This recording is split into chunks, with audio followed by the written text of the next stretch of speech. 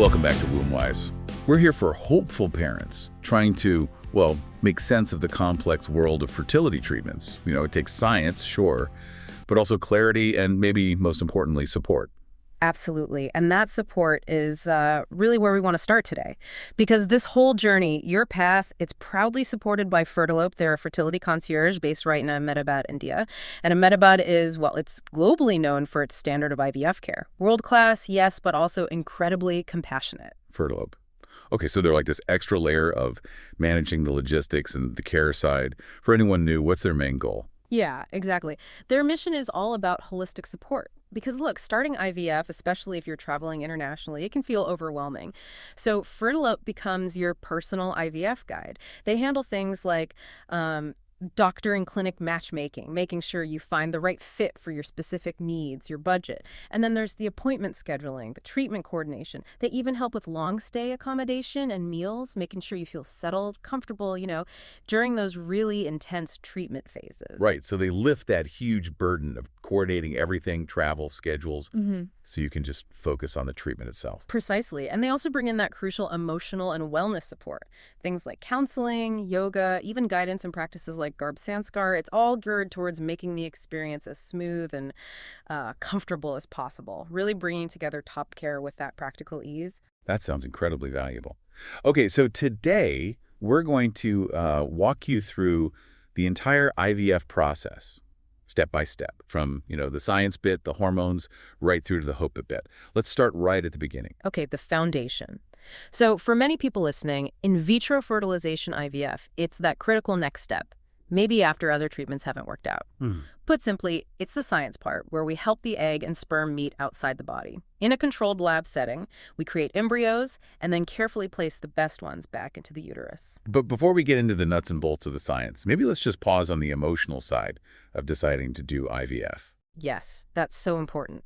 Because IVF isn't just a medical procedure, it's a really intense emotional journey. There's anxiety, definitely patience, and just this profound sense of hope. Our goal today is to kind of demystify the process step by step, hoping that understanding it better helps ease some of that stress, So the process really kicks off with step one, the initial consultation and fertility assessment. Think of this as the groundwork, the information gathering phase. You'll have a detailed chat with a fertility specialist. They'll really dig into your medical history, any treatments you've tried before. What about the tests at this stage? I imagine people worry about what's involved, maybe the cost, what are the must-haves. It is thorough, yeah, but it's absolutely key for personalizing everything that comes next. So the key things are hormonal blood work checking levels like AMH. That gives us an idea of ovarian reserve. Then detailed ultrasounds, other ovarian reserve tests, and for the partner, a really comprehensive semen analysis. All this data. It shapes the entire treatment plan. It makes sure that the stimulation protocol later on is tailored exactly to your body, your specific ovarian response. And that's where finding the right specialist really matters, doesn't it? Someone who interprets all that data well. Exactly right. Whether it's your first time exploring IVF or maybe you're looking for a second opinion, having the right expert look at this foundational data, well, it's crucial for success. Fertilope helps with that matchmaking. Okay, so assessment complete. Personalized plan taking shape. Now we move into the phase I think most people picture with IVF. Step 2, ovarian stimulation. The hormone phase. Right. This phase usually lasts around 10 to 14 days, and the main goal here is really important. We want to encourage your ovaries to produce multiple mature eggs, not just the single egg you typically release in a natural cycle. How do you achieve that?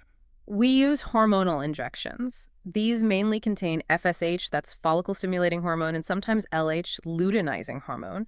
FSH helps multiple follicles grow, and LH supports their final maturation. Now, this phase requires quite a bit of engagement from you. There's regular monitoring ultrasounds, blood tests so the doctor can track how the follicles are growing, and importantly, adjust your medication doses almost day by day. Managing that 10, 14-day stretch, daily injections, clinic visits. Oh, especially if you're traveling. That sounds intense. How do people cope with the stress? It is a big commitment, and that's where having smooth logistics really helps. Being compliant with the medication schedule and keeping stress low are, well, They're key for a good stimulation phase. This is exactly where that coordinated support really shines. Making sure your medication arrives on time, appointments are easy to manage, your accommodation is close by. It can genuinely reduce anxiety and help you stick to the plan. You just need to focus on being consistent. Definitely sounds like it takes a weight off. Okay, so after stimulation, we hit a pretty major milestone. Step 3, egg retrieval, also called ovum pickup. Yes, this is the result of all that hormonal work. When the scans and blood tests show the eggs are mature, we administer what's called a trigger injection. Usually, it's HCG. The timing here is critical. The retrieval needs to happen about 36 hours after that trigger shot, just before your body would naturally release the eggs. The retrieval itself, it's actually a minor procedure. It takes maybe 15-20 minutes. It's done under light anesthesia, so you're comfortable. Most people go home the same day. You might feel some mild cramping or bloating afterwards, but it's generally not described as painful. And this moment, the retrieval, it often feels like a really powerful emotional shift. I remember sharing the story of Ria. She was 34, came from Dubai to Ahmedabad with Fertilope's help. She said, and I think this really captures it, the egg retrieval day felt like my first real step toward motherhood. She mentioned the Fertilope coordinator was right there, actually held her hand just before the procedure. She said it made her feel like she wasn't alone. That human connection, it's vital. It helps bridge that gap between the pure science and the real life hope. That's a powerful story. It really shows that move from the hormones to the hope. So once the eggs are retrieved, everything shifts to the lab, right, for step 4 and 5. Fertilization, culture, and then embryo transfer. What's happening behind the scenes in the lab during those, 3 to 5 days? Okay, so the eggs go straight to the lab and are mixed with the sperm, either the partner's or from a donor. Now, if there are any issues with sperm quality or quantity, the lab might use advanced techniques. The most common one is ICSI, that stands for intracytoplasmic sperm injection. It's where they inject a single, healthy-looking sperm directly into each mature egg. This really boosts the chances of fertilization, especially in male factor cases. Then, the fertilized eggs, now embryos, are cultured. They grow in special incubators for about 3 to 5 days. This gives the embryologists time to watch them develop and select the healthiest, most promising ones for transfer. Clinics with really advanced labs might use things like time-lapse imaging, basically taking constant pictures inside the incubator to get even more information about which embryos are developing best. And accessing this kind of high-tech lab shouldn't be out of reach financially. Fertilope helps connect people to clinics in Ahmedabad that have these world-class facilities, but at more affordable costs. Okay, so the lab team selects the best 1 or 2 embryos. Then comes the final clinical step, the embryo transfer. Right. And this is often described as, well, maybe the easiest part of the whole clinical process. It's quick, maybe 10 minutes, usually painless, and you typically don't need any anesthesia. They use a very thin, flexible tube, a catheter, to gently place the selected embryo or embryos directly into the uterus. After the transfer, the doctor will prescribe hormone support, usually progesterone, sometimes estrogen too. This helps keep the uterine lining thick and receptive, ready for implantation. And then the focus shifts entirely. It moves away from active procedures towards, well, quiet waiting and calm. And that brings us straight into step 6, the 2-week wait, which, as everyone says, is often the most emotionally challenging part of the entire IVF cycle. Oh, absolutely. It really is. For about 10 to 14 days after the transfer, you're kind of in limbo, just waiting for that beta HCG blood test result. The advice during this time sounds simple, but it can be hard to follow.